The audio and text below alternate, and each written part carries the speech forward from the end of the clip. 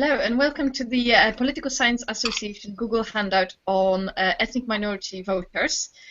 We have two specialists in the area with us, apart from myself, so I think it's a very good idea to introduce ourselves.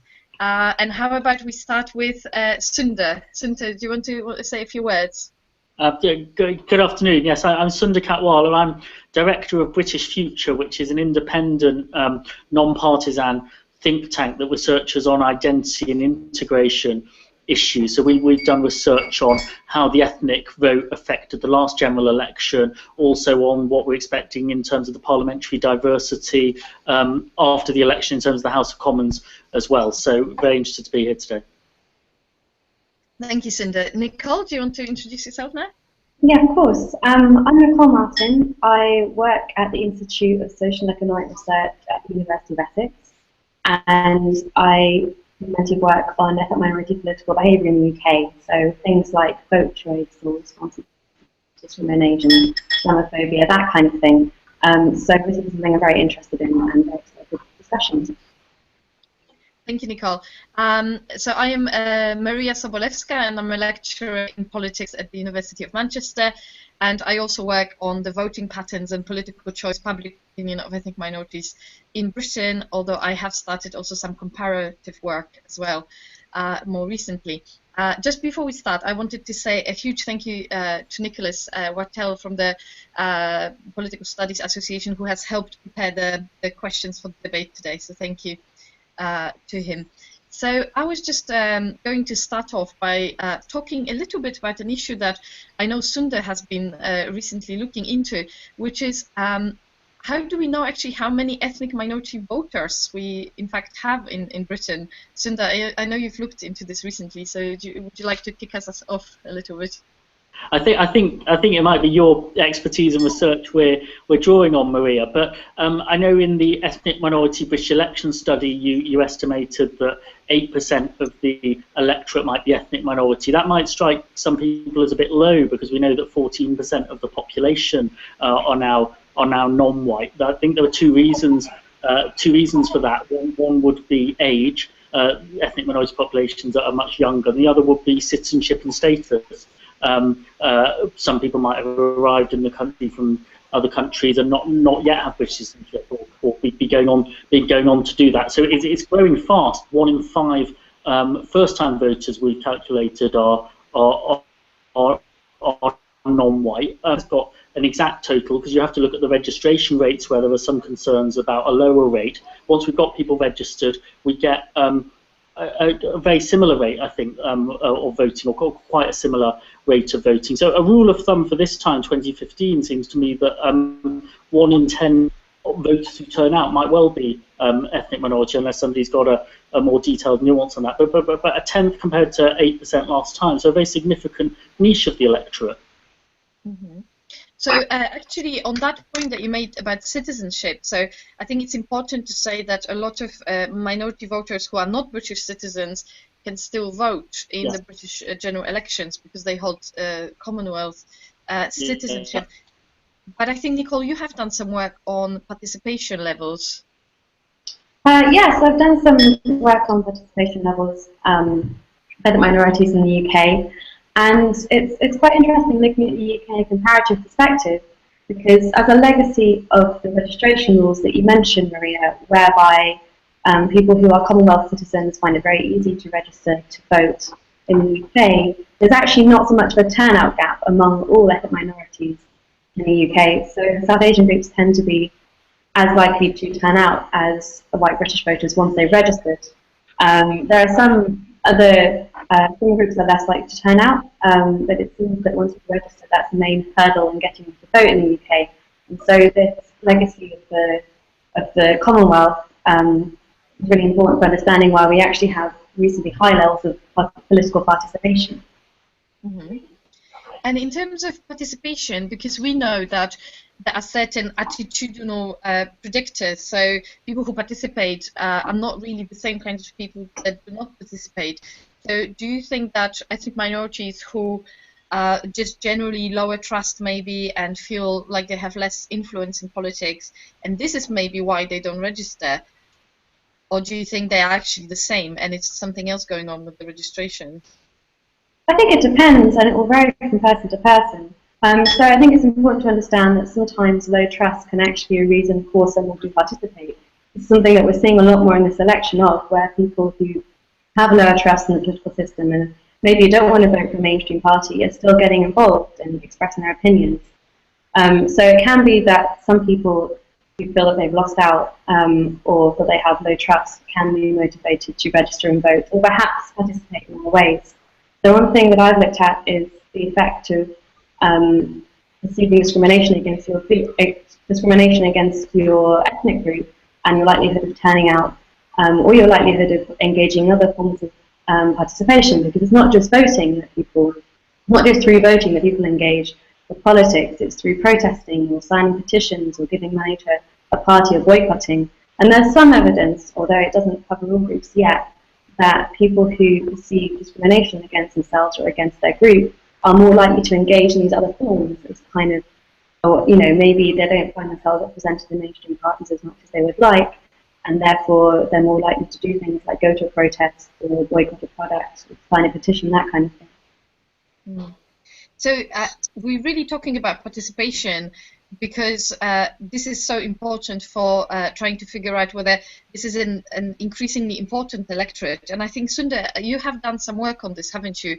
Calculating exactly how important it may have been in the past and how important it can be for this election. Yes, we think there's certainly evidence that it's of growing importance. Clearly that does depend on people being registered and voting and participating. There's certainly a potential power there, and there are some other factors such as age, such as residential mobility, that will affect minority communities more. So we'll all want to watch the registration rate. Trust levels, of course, have tended to be high among ethnic minorities, especially older minorities, migrants, and might dip off a bit, and that might be a positive thing if trust levels dip off a bit for the reasons Nicole's been giving. We did look at the last general election and the Conservative Party not winning a majority in that election while having 16% of the ethnic minority vote, and missing out on 10 seats from Labour by 1,000, 1,500 votes. And in looking at what would have happened if the Conservative Party not had matched Labour with the ethnic minority vote, but had, instead of losing it by 16% to nearly 70%, had got a third of the ethnic minority vote, so had closed the gap in that way.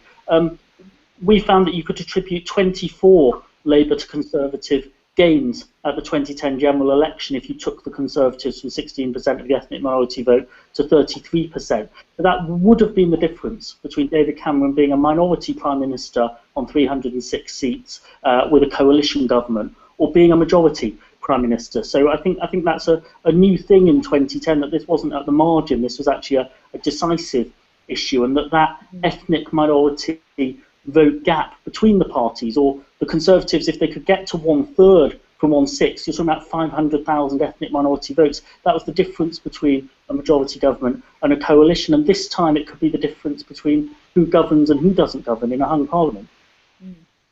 So do you think that in a way nowadays the same could be said about Labour, and perhaps the ethnic minority registration rates, for example, could be the difference between Labour forming a majority government and losing out on that, and us again having a hung parliament?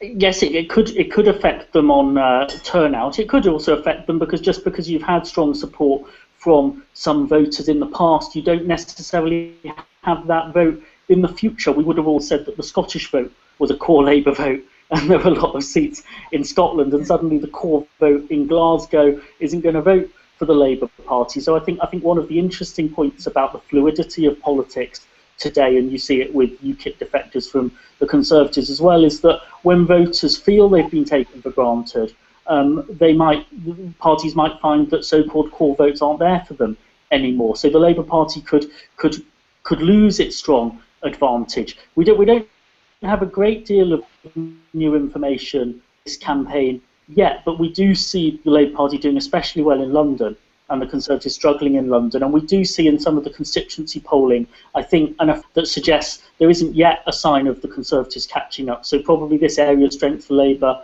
looks like it. In the most diverse seats held by the Conservatives,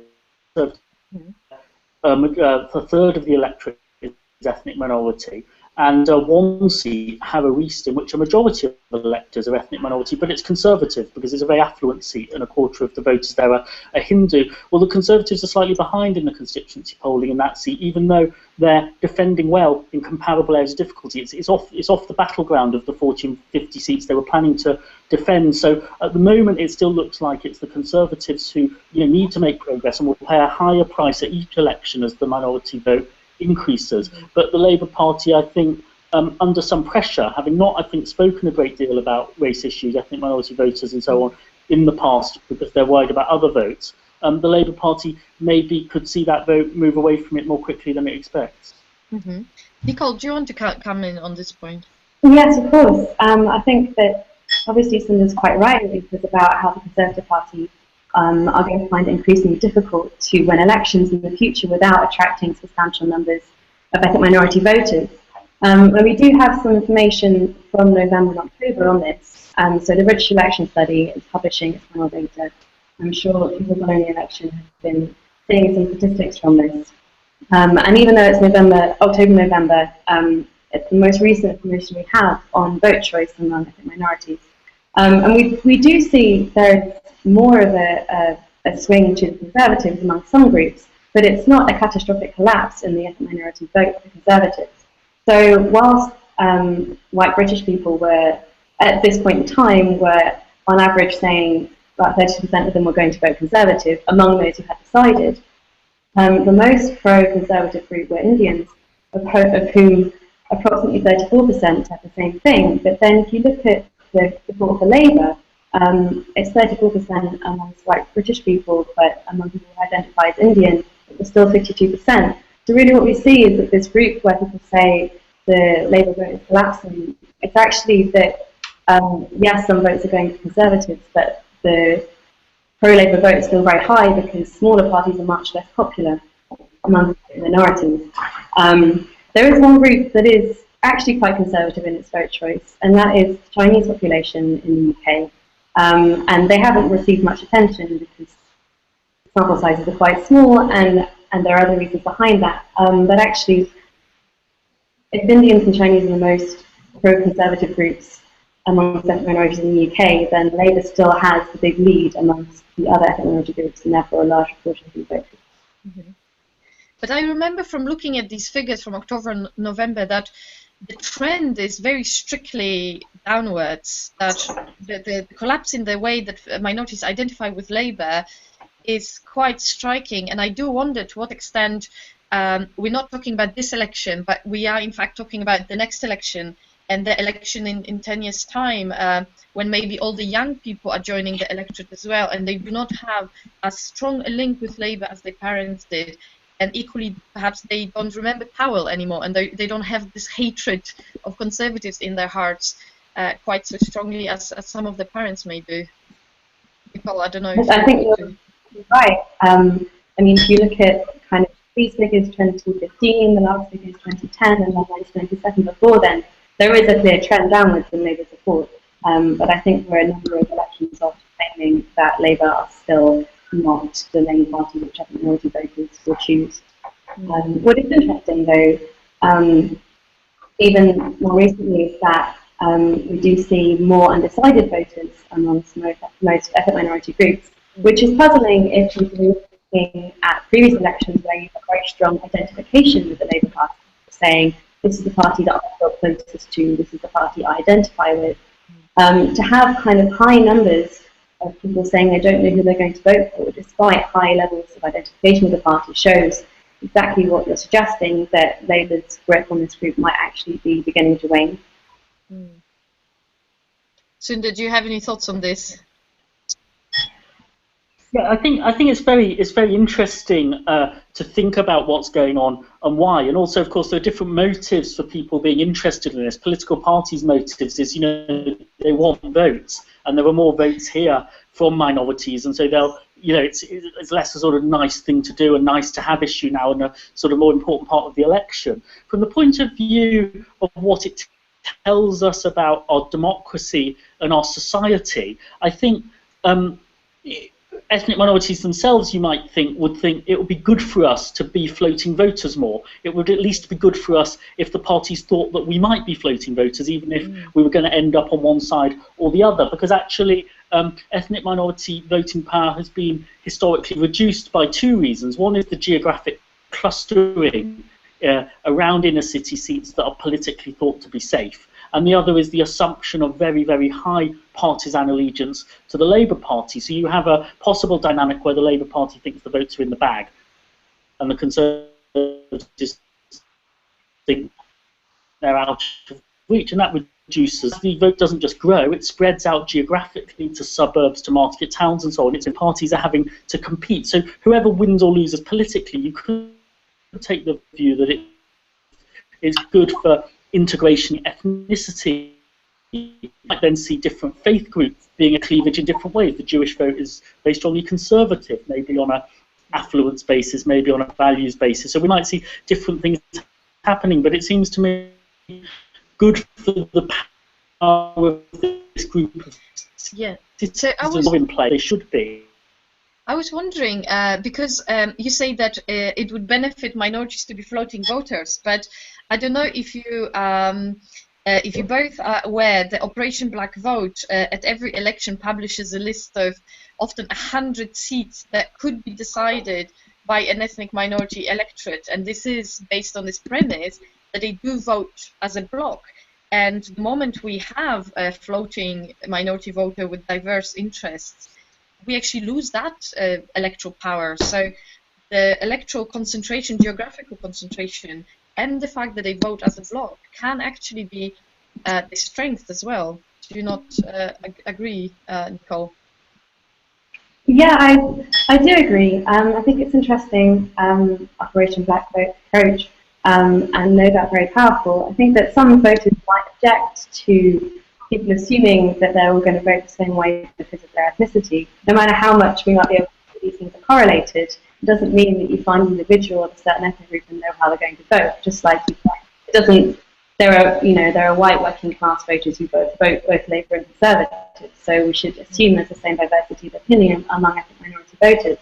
But at the same time, one of the ways that some ethnic minority groups in the UK have been able to gain political power in local councils, or to the point of selecting an ethnic minority MP,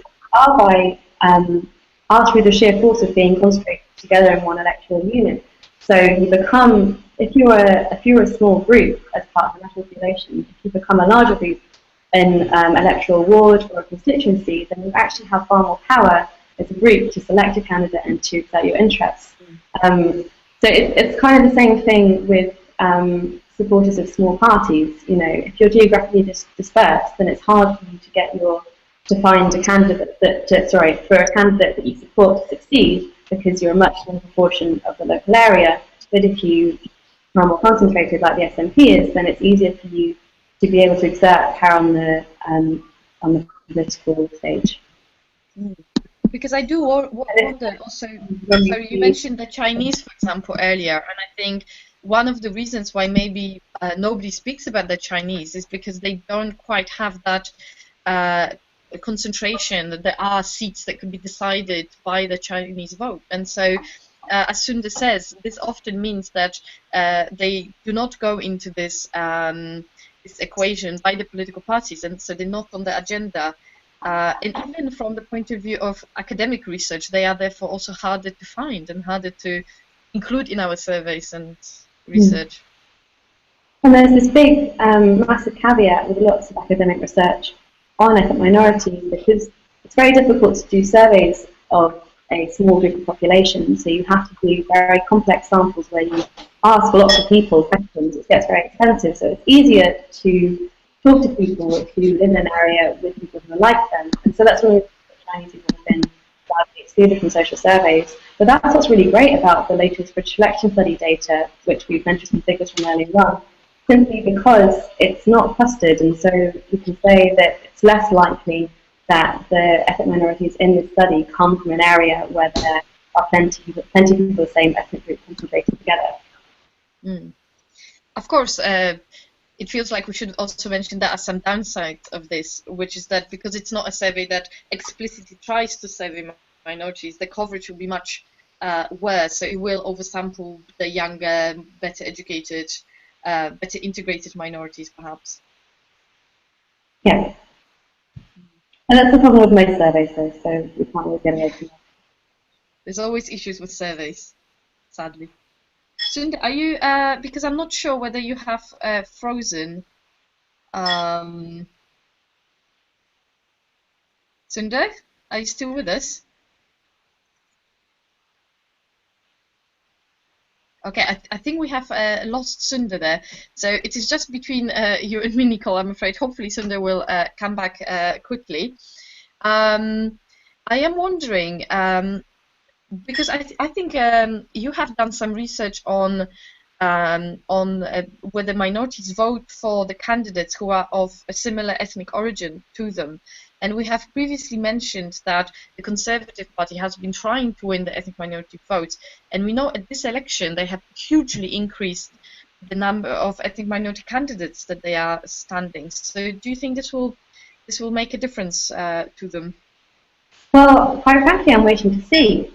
I mean, you have some work on this as well. And what is interesting is that in the 2010 election, we looked to see whether ethnic minority candidates were able to mobilize ethnic minority voters or vote of the same ethnicity. So in terms of turnout, but also people have looked at voting for a candidate of the same ethnicity as yourself. And we found some effects. So Pakistani voters in particular seem to be more likely to turn out and also to vote for a candidate who is also Pakistani, but that's only when that candidate is from the Labour Party. Mm. So even though there were substantial numbers of Pakistani Conservative candidates, they didn't have the same effect. Mm. And this has been replicated by one other study. And so it will be fascinating to see whether the Conservatives reaching out in the way they would put it to ethnic minority voters this election by selecting more candidates actually has an effect on their vote share. I mean, it could also be a dangerous strategy insofar as there is still a penalty against ethnic minority candidates in the UK, mostly due to white voters being prejudiced, and mostly, or being prejudiced against Muslims in particular. And so for the Conservatives, it might be, it certainly shows a commitment to the idea of having more diverse candidates that they're willing to take this electoral risk. I know this is something that you've written quite a lot about, the Conservative strategy as regards candidates. Yes, yeah, I mean, it's fascinating, but we actually have Sunder back, so welcome back, Sunder. And also we've been joined by Sheetal Parmar from BBC Asian Network. Do you want to introduce yourself a little bit? Yes, I'm Sheetal Parmar. I'm a journalist at the BBC Asian Network, and we've recently done a poll, 500 Asian voters in the UK, well, I should say Scotland, Wales and England in the run-up to Easter, and I'll be explaining some of the findings from that poll. That's fascinating. We'll come to it soon, but currently we are talking about whether the Conservatives putting up so many more ethnic minority candidates will bring the more ethnic minority voters. And Nicole said that she doesn't think it's going to happen. Sunder, are you properly back? Because I can see you, but I think you're frozen again.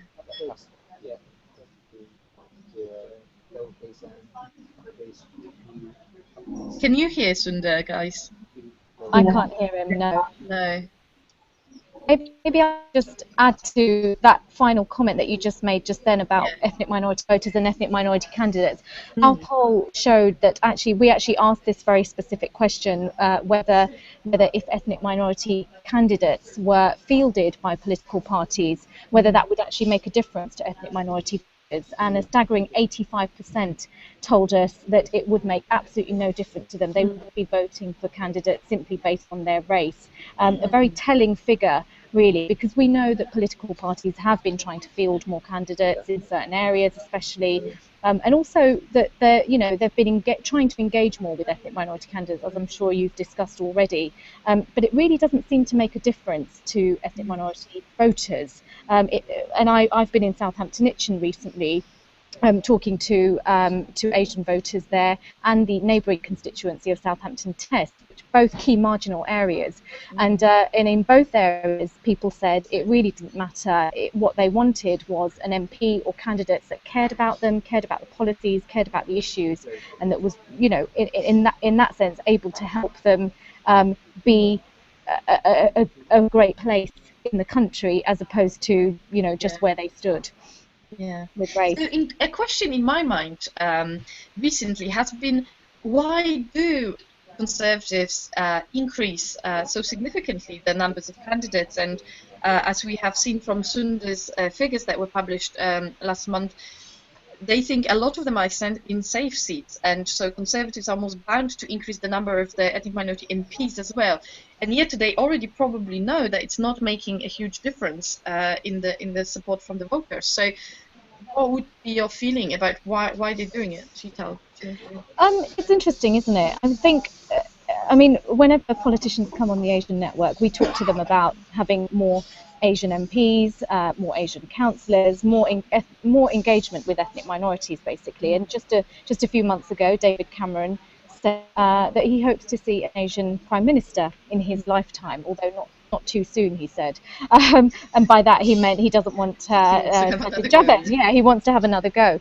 I think the level of engagement, certainly in the last, since the last election, they've tried to be very different with how they approach it. With the Conservatives, for example, they haven't launched an ethnic minority manifesto, but we saw two political parties do that last week. So we saw Labour do that, and we saw the Liberal Democrats do that. The Conservatives have been quite different in their approach, and some of you are probably already aware, but since 2013, they have launched Friends of India, Conservative Friends of India group, Conservative Friends of Bangladesh, Conservative Friends of Pakistan.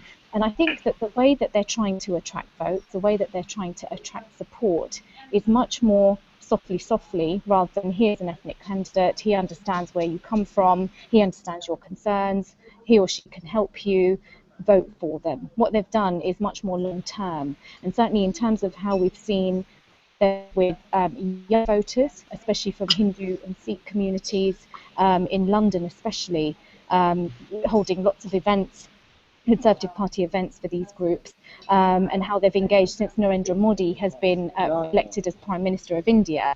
You can see the softly approach working in some areas, certainly amongst younger voters as well. So Sunder, are you back now? Because I can see you again. Gosh, okay. I think I'm giving up.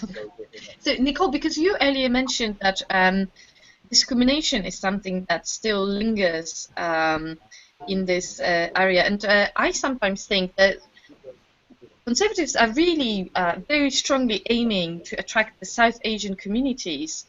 Do you think these communities perceive or experience less discrimination that is going to stop them voting Conservative, or what's going on there? Well, there's some quite, I'm not sure if it's discrimination, but I think there are some quite interesting economic and demographic trends that might explain why the Conservatives think they might be able to attract South Asian voters in particular, and why we see more support amongst Indian and Chinese groups. Simply because these groups do better in terms of higher education, but also in the labour market, although they still face the penalty getting into work. It's not as much as other ethnic minorities face. You know, Indians and Chinese people tend to have more wealth, and actually are accumulating that at the same rate or more than the average white British person. So you can kind of think of various economic reasons why these groups might want to vote for the Conservative Party. There's also a kind of occupational argument. So traditionally we see plenty of small business owners voting for the Conservative Party, and plenty of migrants find themselves in this situation. So there's another reason why these groups might vote for the Conservative Party. We do also see different patterns in reporting of discrimination. It's not that South Asian people don't report discrimination, although some groups do report less than Black African and Black Caribbean individuals, for instance. But it's also kind of their opinions on what the state or what the political party should do about it. So if you look at, there's a wonderful question in the study about whether equal opportunities for Black and Asian people have gone far enough. And you can say things like they have not gone nearly far enough, or the opposite end is they have gone much too far. And Black African and Black Caribbean people are much more to the not gone nearly far enough end of the spectrum than South Asian voters. In fact, some South Asian voters don't look on the aggregate at least that different from white British people's opinions on it. And so if there is kind of, regardless of your own personal experience, if there's less of an idea that the state should do something about this, then I can understand why some of these voters might turn to the Conservative Party. So, Sheetal, you mentioned you've conducted this new poll. Did you find that there were some issues that were quite different that the Asian voters felt were important at this election from the usual things that we talk about? Actually, the issues were not very different. So I think it's very telling that British Asian voters really are voting on the issues that matter to them, and are very, very similar actually to the rest of the population. So up there at the top was the NHS. Secondly, it was the economy, which we know has pretty much followed through in all the polls that we've seen in the newspapers for the rest of the population. Interestingly, we had immigration, which I think was the third issue for the general population in many polls, but that only came fifth, actually, in the list of issues that were important to Asian voters this time round. However, having said that, half of those voters that we polled in the East also said that they want to see the next government to be much tougher on immigration. So it's a telling story in a way that they feel as if some issues are obviously fundamental to them as British voters, and they are, of course, the economy and the NHS. But how people feel about the immigration issue, considering that they are also, second, third generation, sometimes fourth generation voters in this country, that actually feel quite differently, considering that they are the product of immigrants, of refugees as well previously. So that was quite a telling figure. But we have found that also in terms of when we've conducted debates on immigration. Just the other day we conducted a debate on the BBC Asia Network on immigration, and I would say, anecdotally, although probably the majority of callers, so I'd say probably around 80% of the respondents that we had to our phone-in on Monday were saying that it wasn't our responsibility, for example, to help immigrants from Africa with the disastrous situation that we've seen off the coast of Libya. So Asian people do feel quite stringent about immigration. They think that they have suffered quite a lot with the EU migration to this country. They think that there's a drain on resources. So these things, although it's surprising to see that with a 50% figure, they say that in the sense that they actually feel the same as every other voter in this country. Yeah, so I think I've seen some analysis done by Robert Ford on this, and he points out that even though immigration is an issue also for minorities, especially that when we think about it, they often would occupy these kind of jobs that would be affected by competition from the Eastern European migrants, for example. What we see is that even though you would think that you would naturally therefore like the kind of agenda put forward by the Conservatives, they really have a very different narrative in their head. So yes, they would say, yes, we want to limit immigration, but they do resent presenting immigrants as the source of all evil, because that is then closer to the bone. Did you have any questions of this sort? We didn't ask those questions. What we wanted to get a sense of where the temperature was, if you like, on immigration. Yeah. We know that I suppose we asked a fairly open question about whether it was an issue that was important to them, and there it came number 5th on the list. But when we asked whether they wanted the next to be tougher, that's when we got the 50% figure, meaning that I think what they're seeing around them is a lack of resources. They're seeing their NHS, you know, being taken over, if you like, but they also understand that they contribute to the country. So we know that, you know, we've talked about, for example, Indian doctors coming over here and working over here, and you know, we talk about foreign workers on building sites, we talk about foreign workers in restaurants and the catering trade, that sort of thing. But I think they feel this affinity that highly skilled migrants from the likes of India and Pakistan that actually do help the NHS. They feel that sense.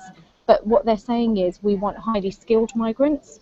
Yeah. And we don't necessarily want to see anybody coming over, because when we came over here 40, 50 years ago, we worked hard, and what we're not seeing now is the same level of hard work. And there is this, you know, this misconception that anyone can just come over and just claim benefits, and we know that that's not necessarily the case. But you know, a lot of people do read tabloid newspapers and get their understanding of the immigration issue from there.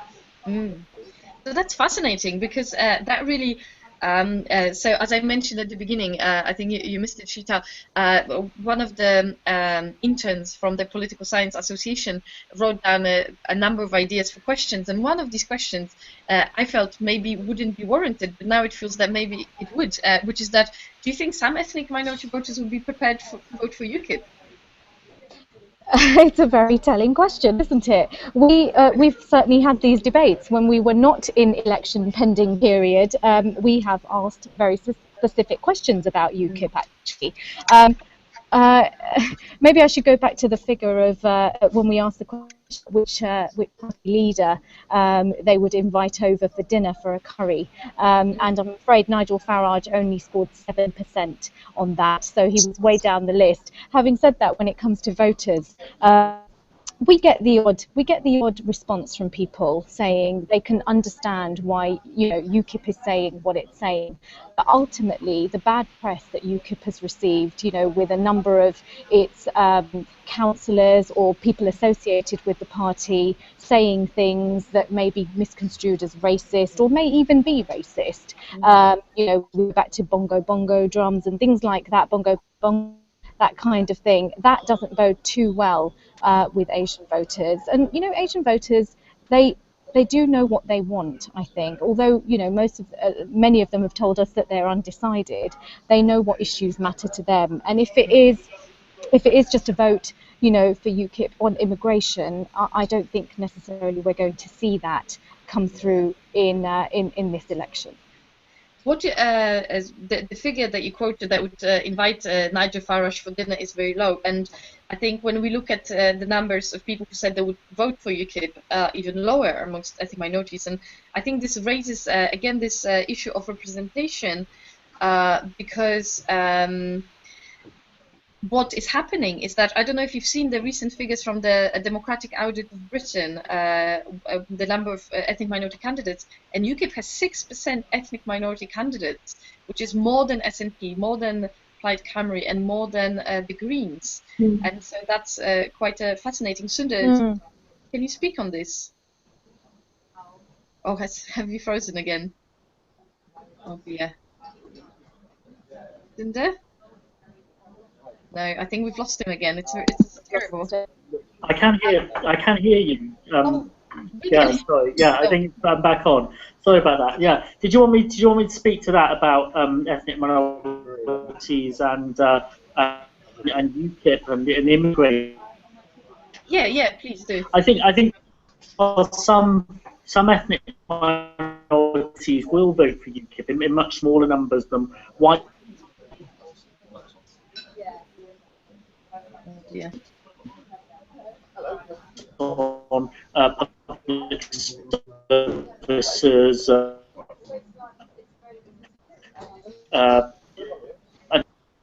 Okay, I think like that. I can't really hear you. So, Nicole, did you also want to comment on the point of immigration? Yes, it's interesting to hear what people have to say about the Asian voters they talk to, because actually Asian voters cultural identity, and those I think. Oh dear, we have. That's a crossover. Okay.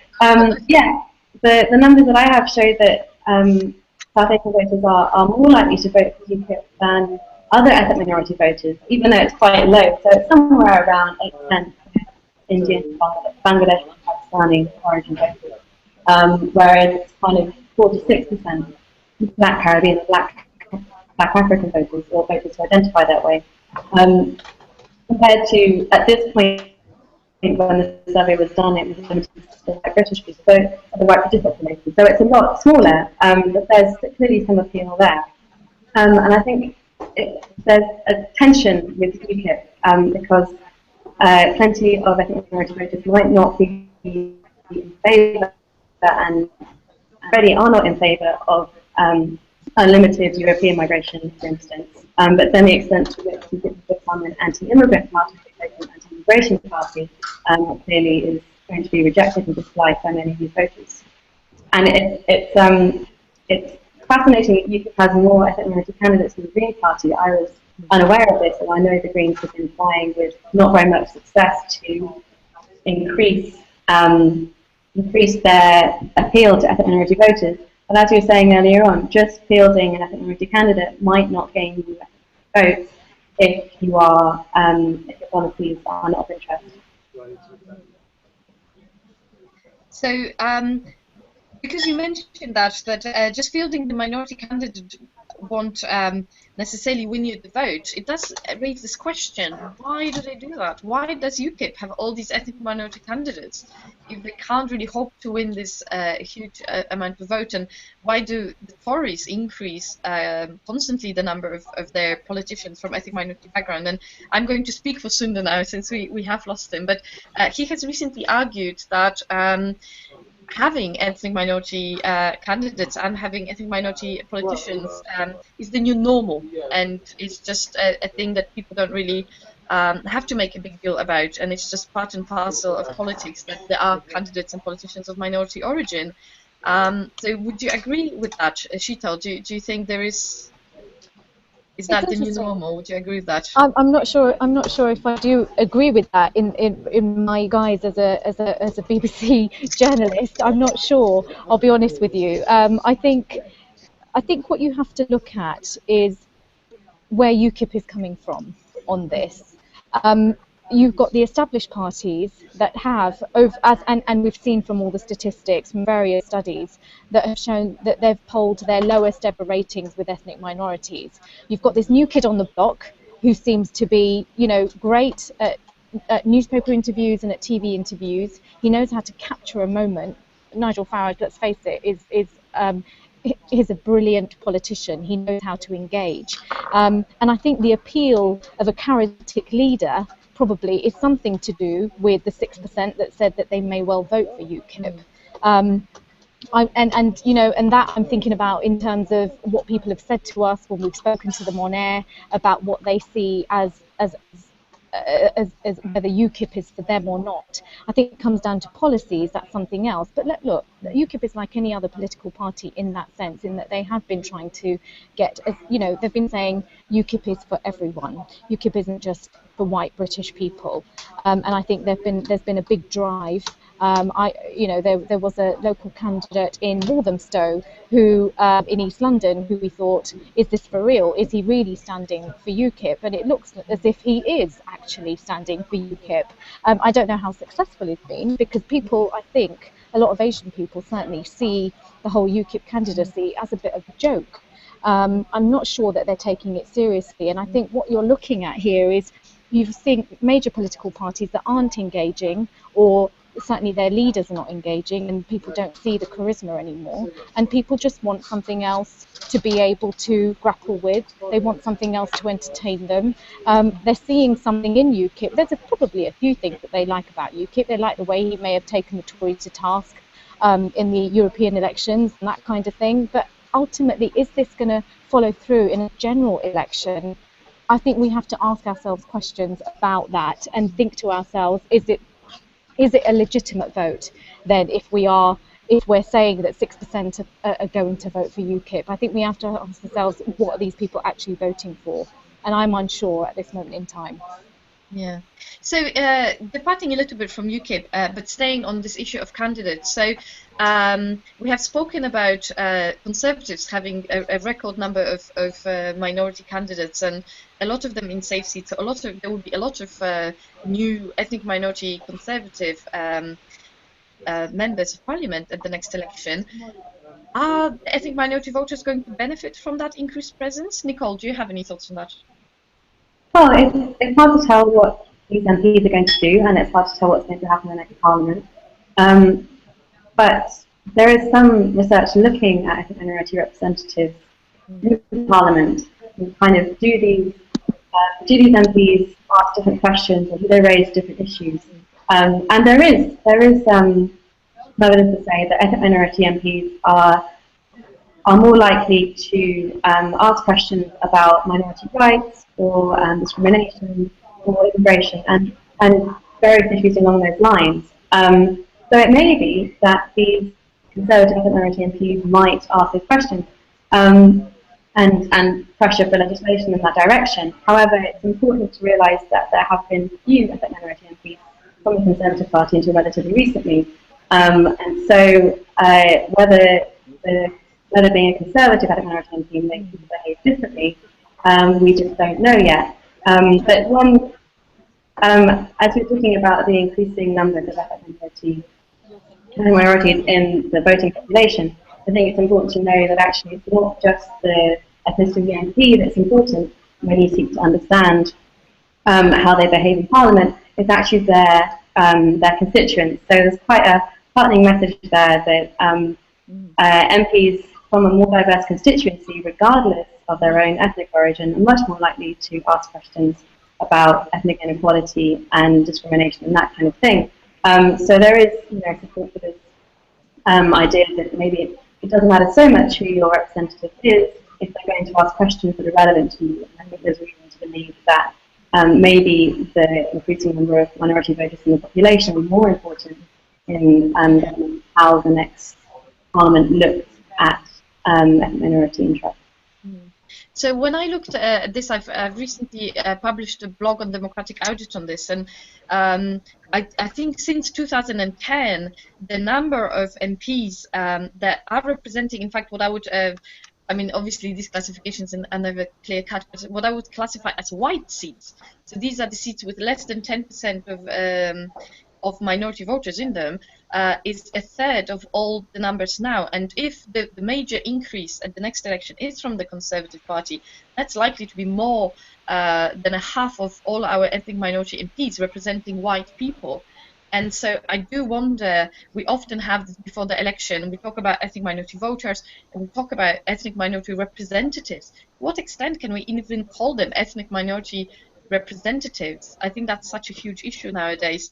To look at, especially as you said, Sheetal, earlier, that being an ethnic minority politician may not even persuade any ethnic minority voters to win any additional votes than you would anyway. So, Sheetal, have you done any work on representation at all at this election?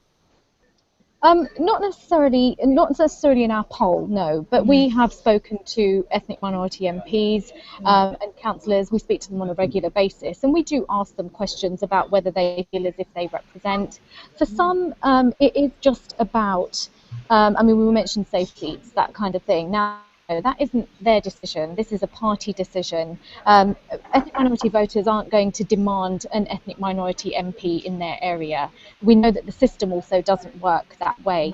I think, I think we should also mention that the fact is we've got a number of white MPs that have very successfully represented the interests of minority ethnic voters in their relevant constituencies. So, for example, you've got Stephen Pound in Ealing and Barry Gardner.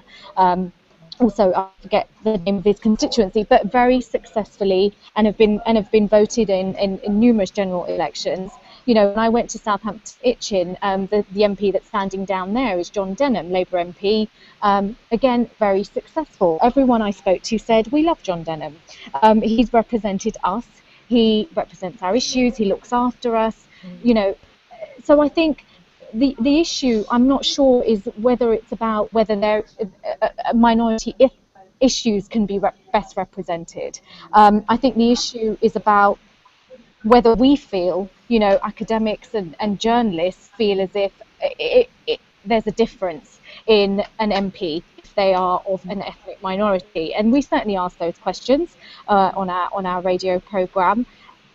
I think the big answer we're getting from a lot of our listeners and for people that we've polled is, you know, it suggests to me that actually it just doesn't matter to them. What they want to see is representation, but representation of what matters to them rather than a person of the same colour or the same background.